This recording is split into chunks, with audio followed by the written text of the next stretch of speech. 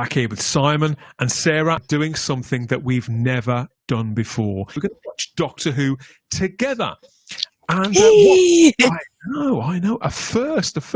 And what better episode than the very first one, starring William Hartnell as the Doctor, of course, Doctor Who, along with Carol Ann Ford as Susan Foreman, William Russell as Ian Chesterton, and Jacqueline Hill as Barbara Wright. The original cast, the original legends of Doctor Who. An Unearthly Child was written by Anthony Coburn and set the series off on this 60-year journey, and we're about to hit play on it yet again. It was originally shown on the 23rd of November 1963 at 5:15 in the afternoon, but by that point, Simon, the nights would have definitely have drawn in by then, weren't they? It would have been very dark outside. It would indeed. Yeah, it would indeed. And that's why this time of year is always absolute Doctor Who time of the year for me. This is it. This is when it gets serious. Prime time. So what we want you to do out there is using your officially purchased copies of An Unearthly Child, however you've bought it on VHS or DVD. We want you to hit play on this when we do, and on the count of 5, I think. Okay, in 5, 4, 3, 2, 1.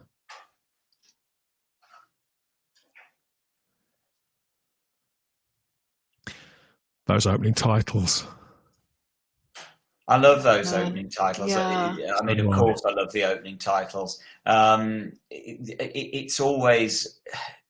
I just love this howl around effect that they did. That has never been bettered, in my estimation. It's just they're just beautiful.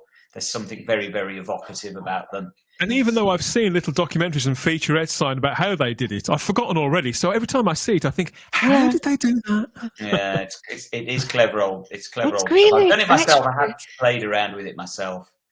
It's so This policeman, hypnotic. we've spoken about this policeman a couple of times, haven't we, on the show, Simon? Yeah. He was like an extra, wasn't he? Yeah, he was an extra, and he was different. It was a different. This was the only part that was recast between the recording of the pilot episode and the recording of this episode, the first episode.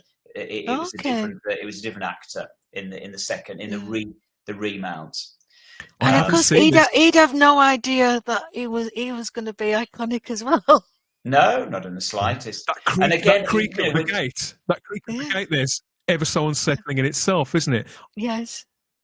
And again, when you just look at this back again now, you just kind of think, well, how did this work? Why did this work? It's just such an odd opening to the first eepisode of what the BBC intended to be a major new series. What were they thinking? It's just so to use a phrase, out of the box when we're looking at the most on television on the screen at the moment. It was just so bizarre and very, very brave. I haven't seen this for a few years now, Simon, and every time I watch it again, what strikes me are always the little details like the hum of the TARDIS that I always forget in between viewings. Yeah, so you've already got that whirring through your mind that police boxes don't hum. What's all that about? Yeah. Something else I noticed as well, Sarah, is that these school children don't wear school uniforms, whereas all kids from the age of 4 upwards wear school uniforms now. It's an awful lot of test tubes he's got there, isn't it? They're all empty, though. As I said, the more you watch it, it is, again, what I was saying earlier. You've got to sort of step back from it from a moment and look at it with fresh eyes and think this was the first time. We're so familiar with this stuff now, but this was the first time ever that anybody had seen this. And then there would have been people sitting at home thinking, what am I watching? Why? What was that weird opening? Because again, those opening titles are really out there. They're really strange. What was the music is weird. I've seen a policeman. I've seen a junkyard. I've seen a police box, but the policeman didn't go inside the police box, which logically. And now we've cut to a school and some teachers talking. Yeah, it seems so random. Is going on? What is all this about? You couldn't really find two more ordinary, in the nicest possible way, people. And this is a perfectly reasonable conversation. They're very affable people, aren't they? You can't but like them right away. Barbara's a little brusque, perhaps, isn't she? It goes back to, we've talked a lot about soap operas tonight. It talks about the soap opera kind of mentality, that this looks very much like a sort of soap opera set in a school. You could reasonably think that that's what you were sort of signing up for here. And of course, what we've got to remember as well, it was billed in the Radio Times, as Dan, you said, an adventure in space and time. So again, people tuning in this for the first time must have been thinking, what is this? What is going on here? This is not an adventure in space and time, because this looks so conventional so far. We've had a bit of a weird opening that people by now would have forgotten, because they'd be caught up in what the dialogue, because Barbara's saying she's already investigated Susan a little. She's been to the junkyard, but she feels that she can confide in Ian. I don't know whether they were particularly close up to this point. I mean, they are stood pretty close to one another. There's a lot of they're very tactile with one another, aren't they? Come to think of it, don't think I'd noticed that before. You get well. They play it very much that they know each other well, that they like being with work each together other. For a few years. Oh, I love this scene. Just starts to become a little bit weirder again now. People are going to be watching this for the first time and thinking, okay. And it's the weird dancing as well. Yeah, nobody dances like that, Susan. It is the dancing. It's as if she's sort of air guitaring with an instrument that is like nothing on earth. And Carol Ann Ford, she has got a very distinctive face. She hasn't got and this isn't meant in any way offensive at all, but she hasn't got that classically good-looking kind of face. She's very quirky looking, and they admitted that was one of the reasons they cast her. She looks unusual, unconventional, and that's where it works. Again, it just the casting is perfect in this first episode. Even though this looks so desperately old-fashioned with the handheld radio, this was probably the cutting edge at the time, wasn't it? The classroom isn't the kind of classrooms you'd have got in 1940s or 50s films. It looks like it was quite modern at the time. Yeah, absolutely, and it's very well directed. We know the problems that existed with the pilot episode, directed again by Waris Hussein, the same as has directed this episode. But the direction is very confident in this episode, especially when they are wrestling with such big concepts that have got to be wrangled to the screen and have got to secure and cement this in the public's consciousness. And yet it's really confident directing on Waris Hussein's part, I think, in this.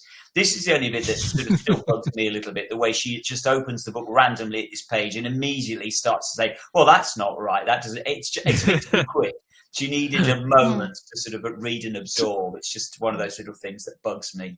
But even here, they're already sowing the seeds of mystery. There's something not quite right about this girl. It's just really well done. The way they build the mystery, this is brilliant writing on Anthony Coburn's part, beautifully directed by Waris Hussein. It really builds the mystery. And this again, this that we're looking at now would be very familiar from people, from viewers at the time, from Z-Cars. This is very much, and Dixon of Dock Green, rather. Z-Cars started that point. The language. You're talking about the language of mainstream populist television again, aren't you? Spot on. This is how programs were made in those days. It's very much the language of television from the early 60s. And so that's why, as you say, Danny, it does look, it's dated. There's no two ways. And yet those cutaways, those fade-ins and fade-outs, as Ian and Barbara are relating their stories, they're unsettling as well. So do you know what? It had never occurred to me before, but with these cutaways, these must have been pre-recorded. Now, Doctor Who famously in those days was very much recorded for live with no breaks in recording, and I'd never twigged it before that these cutaways are obviously pre-recorded cutaways that they shot at the beginning, and then would have vision mixed in live to the action. Then, and we would be back live then to this shot now. Never thought about that before. That was quite.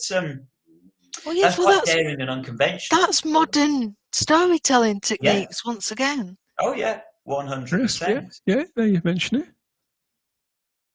Yeah, it is.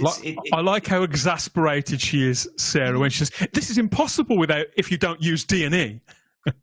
And she's not annoying. She's not doing it in an irritating way. She's not like a Will Wheaton, Wesley Crusher type character. No, she's gorgeous looking woman. What of course has got to be said at this point is the first time I saw this, and you would be the same, Dan, was 1983. 1981, wasn't it? It was the autumn of 1981 with the Five Faces of Doctor Who. That was the first time I had seen this. The novelisation I had picked up beforehand for this, because it did come out about 3 days, as I recall, before it was actually broadcast in the Five Faces season, I think. I remember reading the synopsis of it in Doctor Who Weekly in around about 1980, so the year before. So I'm kind of aware of an Unearthly Child. Got the general gist of it. Yeah. Well, I was going to ask Simon, was there still that kind of like mysticism around, that people who had watched it back in the day, being like hailed as like these elders who know. No, fans didn't congregate the way they do now, I suppose, and compare notes the same way. Sarah, it wasn't well talked about in Doctor Who circles at that point. People would talk about things like the Celestial Toymaker, Tomb of the Cybermen, the Daleks' Master Plan. Those are the stories that got talked about. People had never really talked about an Unearthly Child much, and there was no sense of reverence within Doctor Who circles to this story. And partially it might be because, in all honesty, the next 3 episodes are just not a patch on this first episode. I know that we now know, all these decades on, how small an area this junkyard was, don't we? They really work with quite a small set. They use every corner of it, don't they? And it's obviously very, very dimly lit. It's so atmospheric. Oh, this is what I just love about it. These junkyard scenes in particular are my favourite scenes in the whole piece, because it's perfect again for this time of year. They knew when it was going out. They knew it was going out in November, so they shot it for an autumn night. Nothing is there for decoration. Like Ian walks up those steps. They're not just there in the background. It's all there to evoke the environment. Before we settle on the police box. And that's the moment, isn't it? That's it. When he touches the TARDIS. And she does it, and she does it too, but with the back of her hand. Yeah.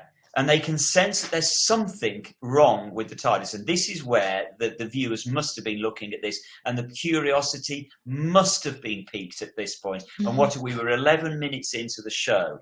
So as long as viewers had stuck with what are potentially somewhat boring scenes up until this point, this is the moment now, isn't it? That viewers must have been curious about what is this show about. And it's a very inauspicious entrance for the hero. Waffling the air and coughing like that, and enters this 60-year icon, this hero. Yeah. Isn't it? But it still sends a shiver down me now. You're right, Dan. This is an icon that has just entered our screens for the first time, just under 12 minutes in to the first episode. This is the first time I've watched it, Simon, since I became aware that Hartnell wasn't quite as old and infirm as I'd always believed he was. I mean, incredibly, he's exactly the same age as me at this very moment in time. William Hartnell is the same age as me now. He was 55 when he made Doctor Who, and he plays it so much older. Yeah, it's a young man this and young man that.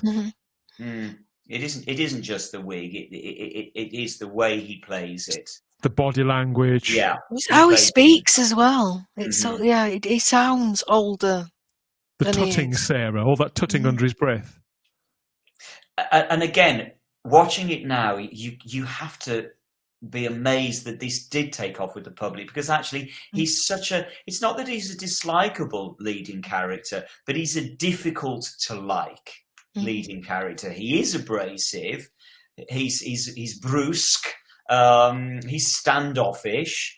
He's not warm. And yet he's smiling though, Simon. Yeah. And he's quite happy to stare at that picture frame and wait until they go away. It's as if he thinks they're just going to go away. Maybe this has even happened before. Well, he plays it very much with a twinkle in his eye, doesn't he? Yes. This is where whatever anybody says about William Hartnell, good or bad, his acting here is just exemplary, because he really does bring that character to life. You know, look at that there. That's it. It's that wonderful impish smile that he's got, and his eyes. It's all in the eyes, isn't it?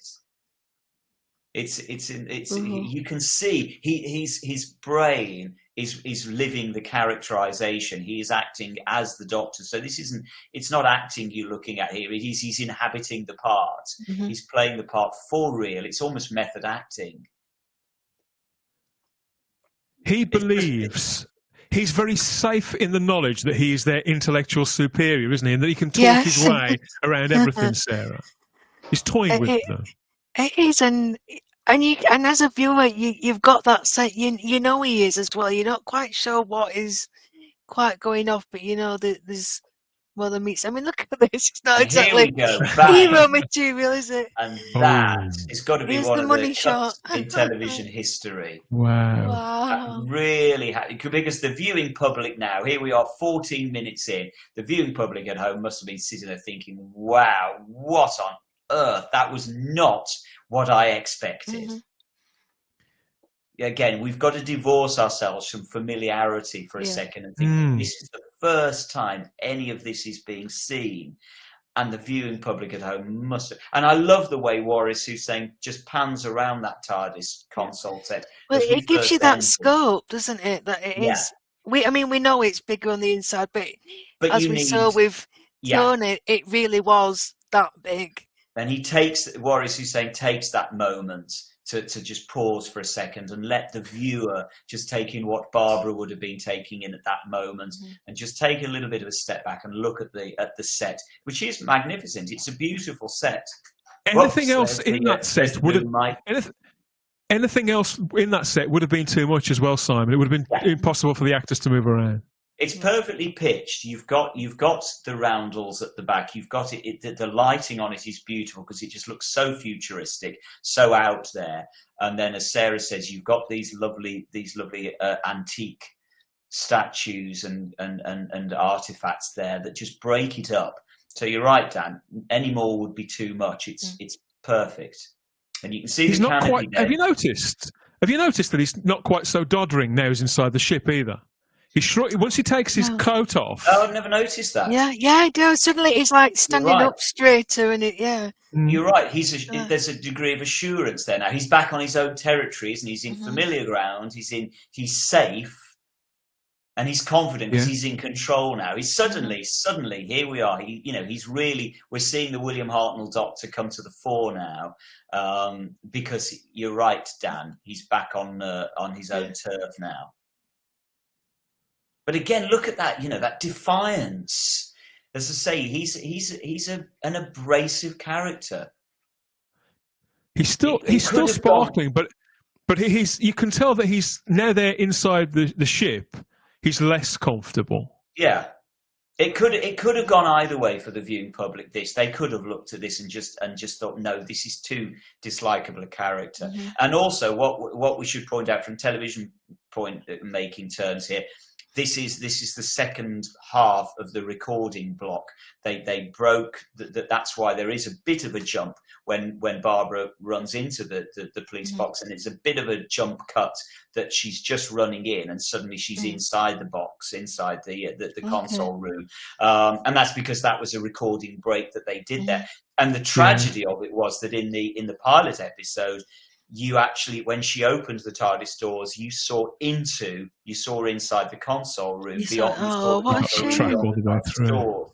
And they cut it for bizarre reasons. We still don't know why they decided to change this for the recording, because the way that the sets were laid out, the TARDIS doors did open. I'm looking at Carol Ann Ford as well. How she's really gone inside herself.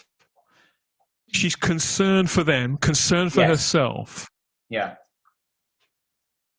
There's the canopy above them now. That's such a clear view of the canopy that didn't survive beyond the first I'm trying to think. Is it in the Daleks episodes? I can't remember. I think it might reappear in the Edge of Destruction. But you can even just briefly there is when you saw the top of the set. You saw the black drapes behind the top of the set. The camera angle is so low at this point. I'm guessing so that they can showcase that canopy a little bit. I'm struck by the difference between Ian and Barbara and Susan. She's almost horrified. She's close to panic. Yeah. Whereas they, even though they're in this environment and they don't quite understand, it's some sort of trick, and they're happy that their eyes are lying to them somehow, they're concentrating, aren't they, on their responsibility towards their student. Well, it's interesting, isn't it? Because we're back to sort of soap opera territory. It's very much soap opera writing in a way, but just in a What is that high-pitched noise meant to be in the background? As if he sealed something from that point on. He's in complete control. Yes, he's locked them in. Basically, he's locked them in, and then he electrifies the console, doesn't he? I mean, it's all kind of stuff that never really reappeared in Doctor Who. But a lot of what you see in the console room this time, you'll never ever see in Doctor Who again. They kind of abandon it. Which, for better or worse, it doesn't matter. It's the setup that works. And they needed to do this. We have such a protracted time in the console room. And it works so well because they needed to establish these characters. They needed to establish the TARDIS. And that's why it does actually work brilliantly as a first episode. I still maintain it's one of the best episodes of Doctor Who ever. I think so. And how wonderful is Carol Ann Foddy? I mean, she's obviously she's the youngest, cast member, but she's holding her own against all three of the adults. And she is just perfectly cast. She just looks perfect. Defiant and alien. And all of this just sets up what these characters so nicely. Because let's not forget, we're going to sort of spend a year and a half, nearly 2 years with certainly a year. We're going to spend a year with these four characters. Okay, the light catches the console as well. Yeah. And this, we know that it was green. Now that the whole viewing public has spent 20 minutes waiting for. They didn't know they were waiting for it, but they were, because this is the moment that we take off. And we're now absolutely. This is historic. This is the first. Well, they must have been wondering. They must have been wondering, Simon. What does that control system do? Yeah, what does that tower do? What are we doing? What are we now doing? What is this? They would be sitting home thinking, what on earth is going on now? And of course, that is meant to sort of signify the TARDIS shooting up, in effect, on a sort of a column of flame up into the sky. That's the sort of idea, a very sort of out there idea. Right.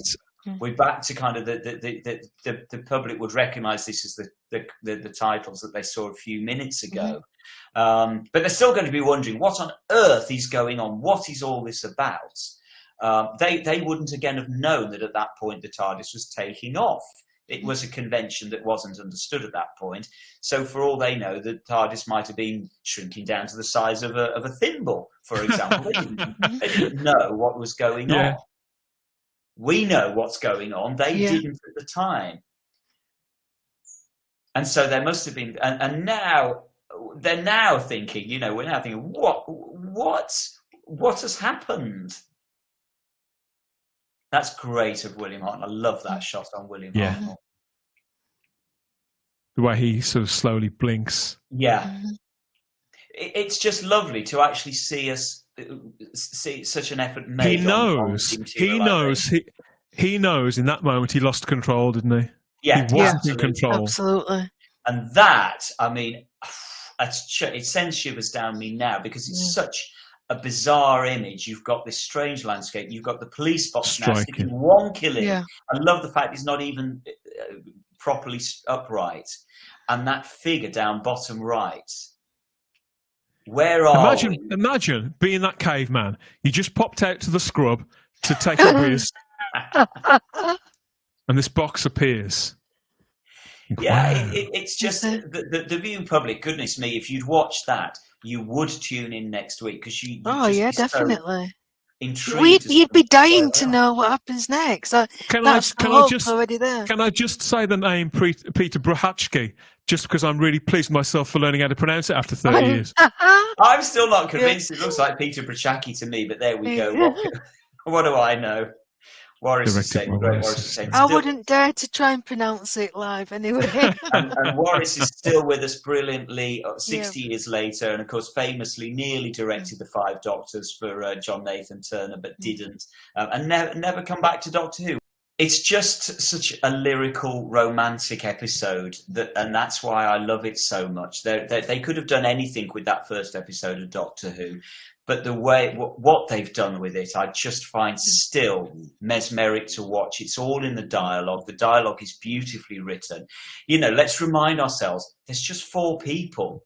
Yeah. In 23 minutes, that's all you've got. It's a chamber piece. It's a play. That's what it is. It's a theatre play. Chamber piece, yeah. On stage. That's all it is. Don't hear that expression very often now, but yeah, you're right.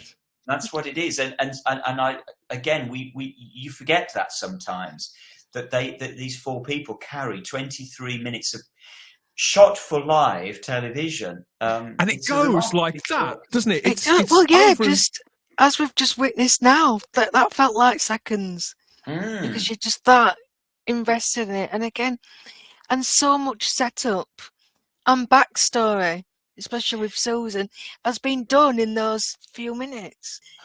I just thought it was a really beautiful story, and actually, it being in black and white really enhances it because you've got the mysterious atmosphere, especially when you see the junkyard for the first time and Ian and Barbara in the car, like the cops, and you've got that real stakeout feel to it. It feels almost a bit like a Hitchcock movie. Yes. And then you've got the total contrast to going inside, and you've got this brightness. I don't think if this was colorized, I think it would lose so much. I was about to say exactly the same thing, because obviously we have got several episodes of Doctor Who that are being colorized and re-edited, which we'll have to talk about another time. But there was obviously, when that was announced, there was a proportion of the fandom that was saying, well, why haven't they colorized the first episode?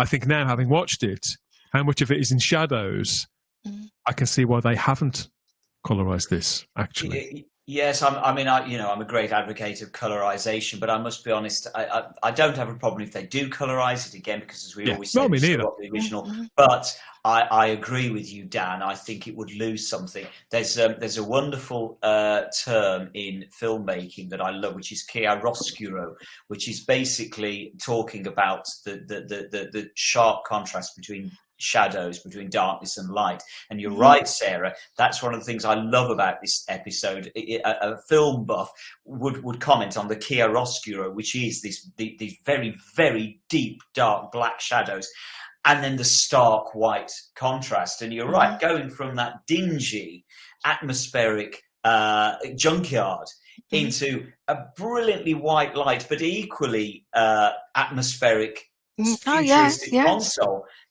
You can see the magic there on screen. When Tony Farrell told us about the way the set was lit and how complicated the lighting was, again, even though I first saw that episode 42 years ago now, every time I see it, I notice something different.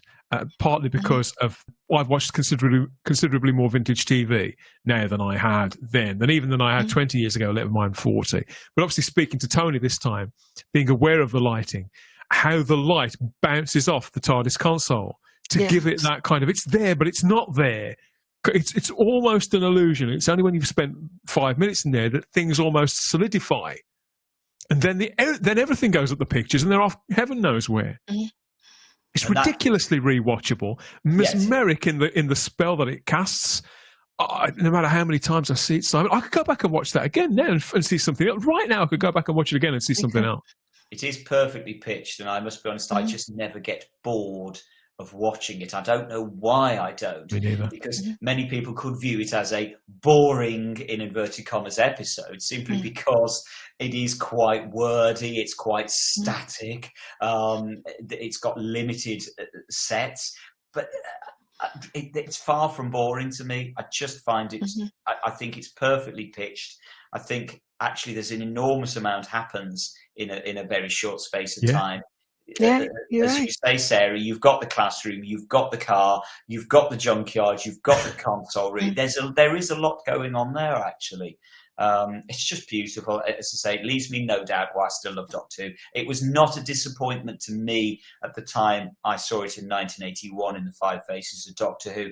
And I remember being warned by my parents that I would be disappointed. Or, Doctor Who back then was all very creaky and it's black and white, And I remember coming to an Unearthly Child really quite sceptical, thinking I'm genuinely not going to enjoy this. And of course, I was hooked from the opening shots. And it's the first Doctor Who that the three of us have ever watched together.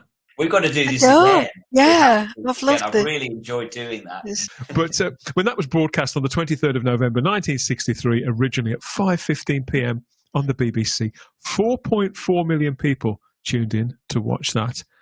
Obviously, there was a historical event had happened, hadn't it? That the day before, was it? The day The before. Kennedy assassination. So presumably the audience would have been higher. It would have been higher. And that, of course, Sarah, is why the BBC then made the decision the following week to rescreen this episode directly before episode 2. It's the first and only time it's ever happened that they screened 2 back-to-back episodes. They rescreened it. And I don't know how he did this following week. Did he do better, Dan? Do we know? We've got 4.4 for the original show. What do you think it went up to? I'd love to think it went up to about, let's say, 6 million, because I would hope that the word had gone round that actually people had missed a bit of a treat. So I'm guessing at 6. Sarah? Okay, I'll go a little bit. I want to say 5. Put us out of our Conservative guess there. The figure was 6 million. It was exactly 6 million viewers for the repeat showing. The repeat showing the next week. So my theory was correct. Clearly, the word must have gone round that people had missed something that was worth watching, and maybe got a bit more publicity because of the fact that it was being repeated. So they'll have picked a few up extra from that one. So you're looking at a good, cool 10 million, which is nothing to be, to shake a stick at back in the 60s either. Quite right. It's all there. It's all in history, and it just worked. And as I say, watching it again now, I can see why it worked. It does look 60 years old. I won't pretend it doesn't, because it does. But the spell still works. The magic is still there. The performances are still absolutely captivating. Well, yeah, just because it's dated doesn't mean it's not still relevant and of a certain quality, does it?